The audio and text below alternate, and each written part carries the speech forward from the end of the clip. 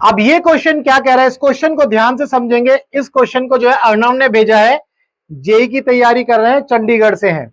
अगर आपका भी फिजिक्स में कोई भी क्वेश्चन जिसके अंदर आपको डाउट हो या कोई कॉन्सेप्ट जिसके अंदर डाउट हो, तो आप इस नंबर पर अपना डाउट जो है व्हाट्सएप कर सकते हैं।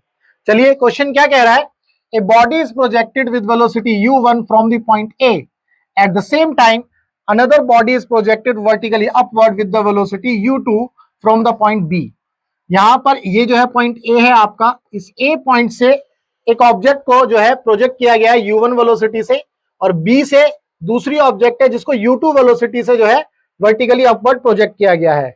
What should be the value of u1 by u2 for both the bodies to collide.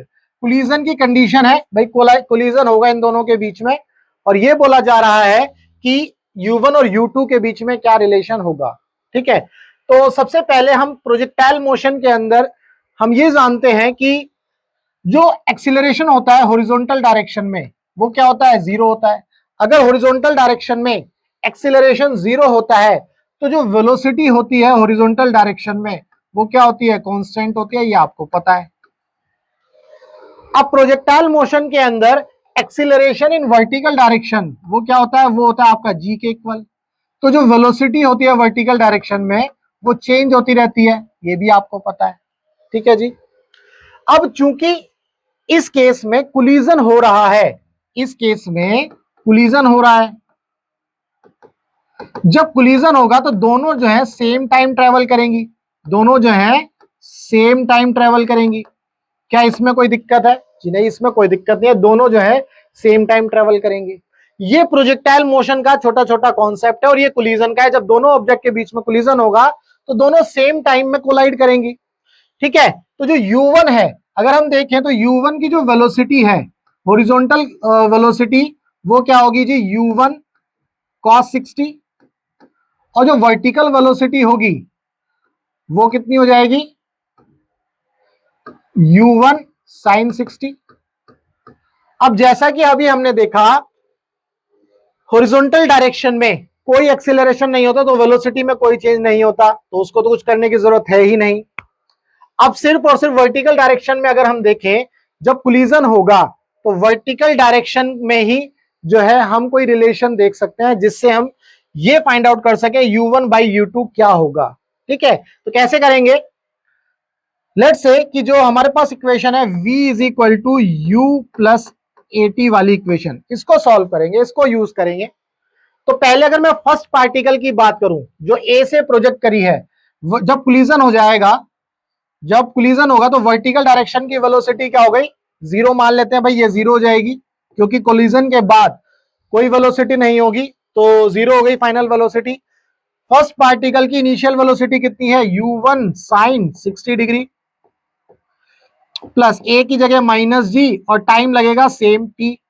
तो क्या हम इसको ऐसे लिख सकते हैं, u1 sine 60 degree is equal to gt, ये लिख लिया, ये इक्वेशन हो गई 1। अब मैं अगर सेकंड पार्टिकल की बात करूं, सेकंड पार्टिकल हमारा बी से प्रोजेक्ट किया गया u2 वेलोसिटी से, तो इस केस में वर्टिकल डायरेक्शन की वेलोसिटी u2 ही है, तो फाइनल वेलोसिटी तो इसकी भी जीरो हो जाएगी, that is equal to initial velocity है u2 और माइनस gt। तो यहां से हम लिख सकते हैं u2 is equal to minus gt, ये होगा इक्वेशन नंबर 2। दोनों इक्वेशन में आप देखो u1 sine 60 that is equal to u2, इस तरह से लिख सकते हैं। हमें u1 और u2 के बीच में रिलेशन निकालना है, तो क्या हम ऐसा लिख सकते हैं, u1 इंटू साइन 60 कितना होता है, √3/2 that is equal to u2। तो हमारा आंसर क्या आ जाएगा, u1 by u2 that is equal to 2/√3। 2/√3 is the answer, u1 upon में u2 इज इक्वल टू 2/√3। ठीक है, ये आंसर हमारा आ गया, ये हमारा आंसर है। ठीक है, उम्मीद करता हूं आपको इस क्वेश्चन का जो कॉन्सेप्ट है वो समझ में आया। बेसिकली बुक्स में क्या करेंगे, ये डायरेक्ट लिख देते हैं u1 sin 60 equal to u2। ऐसा क्यों होता है, क्योंकि कोलिजन में एक तो टाइम सेम लगता है, टाइम सेम लगता है, एक्सीलरेशन जो होता है जी के इक्वल होता है, तो वो डायरेक्ट लिख देते हैं। मैंने बेसिकली आपको ये समझाया कि ऐसा क्यों हुआ। ठीक है, एक तो ये तरीका है। दूसरा, अगर आपको इस क्वेश्चन में ये पूछा जाए कि भाई क्या इसमें कोलिजन होगा ही होगा? तो और क्या इसकी रिलेटिव वेलोसिटी हम फाइंड आउट कर सकते हैं? What is the relative velocity between these two objects? अगर हमसे ये पूछा जाए रिलेटिव वेलोसिटी बतानी है तो कैसे करेंगे? तो देखो कैसे करना है इस सवाल को। इसको इस तरह से करेंगे, लेट्स से कि ये जो ऑब्जेक्ट है, इस ऑब्जेक्ट को हमने 60 डिग्री के एंगल पर कुछ इस तरह से प्रोजेक्ट किया है u1 वेलोसिटी से। ठीक है जी, ये मैंने पहले भी बताया है। लेट्स से ये ऑब्जेक्ट है दूसरी, और इसको u2 वेलोसिटी से प्रोजेक्ट किया है। लेट्स से हमें क्या करना है, u1 with respect to 2, u1 with respect to 2, तो 2 हमारा किस में आ जाता है, रेस्ट में। ये मैंने पहले भी बताया क्वेश्चंस में। तो 2 को हम रेस्ट में मानेंगे तो इसके अपोजिट में बिल्कुल सेम वेलोसिटी बनाएंगे, अपोजिट डायरेक्शन में। बिल्कुल ऐसी ही वेलोसिटी इधर भी ड्रॉ करेंगे, ये बना दीजिए सेम डायरेक्शन में। ये एंगल है आपका 60 डिग्री, ये कितना हो गया आपका 90 डिग्री। ठीक है जी, ये 90 डिग्री आपको मिल गया। क्लियर? अब ये जो है रेस्ट में आ गया, u2 किस में आ गया, रेस्ट में, ये रेस्ट में आ गया। अब ये जो लाइन मैंने ड्रॉ करी है, ये वाली लाइन, ये लाइन कौन सी है, ये है लाइन ऑफ इंपैक्ट। ये क्या है, लाइन ऑफ इंपैक्ट। हम क्या करेंगे, इन दोनों ऑब्जेक्ट को एक लाइन से जोड़ देंगे, उसको बोला जाएगा लाइन ऑफ इंपैक्ट। इसके बाद हम क्या करेंगे, इसका पैरेललोग्राम कंप्लीट करेंगे।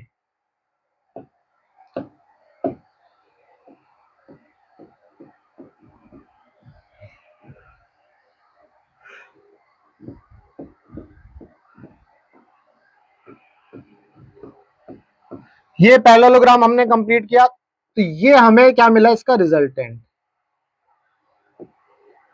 ये आ गया वेलोसिटी, ऐसा लिख लेंगे, velocity of 1 with respect to 2। ये जो velocity of 1 with respect to 2 है, अगर ये वेलोसिटी लाइन ऑफ इंपैक्ट में ही आ गई, अगर ये वेलोसिटी लाइन ऑफ इंपैक्ट के अलोंग ही आ गई, तो कोलिजन होना तय है, ये आपको याद रखना है। अगर इस तरह का केस नहीं होता, ये लाइन कहीं इधर उधर बन जाती, लेट से इधर बन जाती, तो उस केस में आप क्लोजेस्ट डिस्टेंस ऑफ अप्रोच या डिस्टेंस ऑफ सेपरेशन, है ना, क्लोजेस्ट डिस्टेंस ऑफ अप्रोच निकालते हो। चूंकि इस केस में रिलेटिव वेलोसिटी जो है along the line of impact आई है, तो इस केस में कोलिजन होना तय है। क्लियर है? तो यहां पर अगर आपसे पूछा जाए u12 निकालो, अब u12 निकालने के लिए अगर मैं इसको वेक्टर फॉर्म में लिखूं u1 को, तो क्या मैं ऐसे लिख सकता हूं, u1 cos 60 i cap plus u1 sin 60 j cap. Similarly u2 जो है हमारा, वो u2 तो j डायरेक्शन में, तो u2 equal to u2 j cap लिख सकता हूं। क्लियर है? u2 j कैप मैं लिख सकता हूं। अब यहां पर आप देखो u2 is equal to u1 sin 60 था, u2 is equal to u1 sin 60, तो u2 इज इक्वल टू क्या मैं ऐसा लिख सकता हूं, u1 sin 60 j कैप, ऐसा लिख सकता हूं। ये इस रिलेशन से आया था। अगर आपको रिलेटिव वेलोसिटी निकालनी है, velocity of 1 with respect to 2, तो वेक्टर फॉर्म में u1 माइनस u2 करोगे, तो u1 आ गया आपका u1 cos 60 i cap plus u1 sin 60 j cap minus में क्या करेंगे, u2 किसके इक्वल है, u1 sin 60 j कैप, तो ये वाली वैल्यू इससे उड़ा देगी, तो आपको मिलेगा u1 cos 60 i कैप। ये आपका आ गया u12, वेक्टर फॉर्म में आ गया। अगर आपसे पूछा जाए जी इसका मैग्नीट्यूड निकालो, तो इसका मैग्नीट्यूड कैसे निकाल लोगे, cos 60 कितना होता है 1/2, तो u1/2 इज द आंसर। ये इसका मैग्नीट्यूड हो जाएगा u1/2, मतलब वेक्टर फॉर्म में भी लिखना है तो u1/2 आई कैप। क्लियर है? तो आप खुद भी देखो, यहां पर मजे की बात देखो, u12 किसके अलोंग है, u12 जो है u1 cos 60 के अलोंग ही है, इसीलिए आंसर क्या है u1 cos 60 आई कैप, इसी डायरेक्शन में आया। तो यहां से यह भी प्रूफ होता है कि जो रिलेटिव वेलोसिटी है वो लाइन ऑफ इंपैक्ट के अलोंग ही है या हॉरिजॉन्टल डायरेक्शन के अलोंग है, इसीलिए कोलिजन होना तय है। तो आपको अगर इस तरह से रिलेटिव वेलोसिटी पूछी जाए तो आप निकाल सकते हो। अगर आपसे बोला जाए कि भाई कितने टाइम में कोलिजन होगा, तो उस केस में हो सकता है आपको ये डिस्टेंस जरूर दी होगी, लेट्स से ये डिस्टेंस x है, तो आप इस डिस्टेंस का यूज करके जो है आप टाइम निकाल सकते हो। भाई वेलोसिटी क्या होती है, relative velocity u12 is equal to distance upon में टाइम, तो यहां से टाइम निकालना है तो x अपॉन में u12 आप निकाल लोगे। ठीक है, तो इस तरह से आपको इस क्वेश्चन को सॉल्व करना है। तो इस क्वेश्चन में जो कॉन्सेप्ट है वो बेसिकली यही था कि जो प्रोजेक्टाइल वाला जो कॉन्सेप्ट था ना वो यहां पर यूज हुआ है, और अगर इसको रिलेटिव वेलोसिटी से देखना है तो इस तरह से आप इसको सॉल्व कर सकते हो। अगर आपसे रिलेटिव वेलोसिटी भी पूछी जाए तो आपको इस तरह से अटेम्प्ट करना है। उम्मीद करता हूं आपको इस क्वेश्चन का जो डाउट है वो क्लियर हुआ होगा। अगर डाउट क्लियर हुआ है तो भाई वीडियो को लाइक करना और चैनल को सब्सक्राइब करना मत भूलना। अगर आपका फिजिक्स में कोई भी डाउट है तो आप इस नंबर पर व्हाट्सएप कर सकते हैं। हमारा मकसद है टीच फ्री फॉर इंडिया, मतलब हम जो है आपको फ्री पढ़ाएंगे, आप चाहे किसी भी कोचिंग सेंटर में पढ़ते हो, चाहे पीडब्ल्यू, चाहे नारायणा, चाहे एलन, कहीं पर भी। लेकिन अगर आपका फिजिक्स का कोई भी डाउट या केमिस्ट्री का कोई भी डाउट सॉल्व नहीं होता है तो आपको करना क्या है, आपको इस नंबर पर अपने डाउट को व्हाट्सएप करना है। हम आपके डाउट का बेस्ट वीडियो सॉल्यूशन, उसके सारे एस्पेक्ट्स को कवर करते हुए हम जो है वीडियो सॉल्यूशन बनाएंगे। सिर्फ और सिर्फ हमारा मकसद वीडियो सॉल्यूशन प्रोवाइड करना नहीं है, बेस्ट वीडियो सॉल्यूशन प्रोवाइड करना है, ताकि आपको जो है एक अच्छा सॉल्यूशन मिल सके, सारे डाउट आपके क्लियर हो जाए। अगर इस क्वेश्चन में डाउट क्लियर हो गए तो अब मिलेंगे हम अपने नेक्स्ट डाउट में।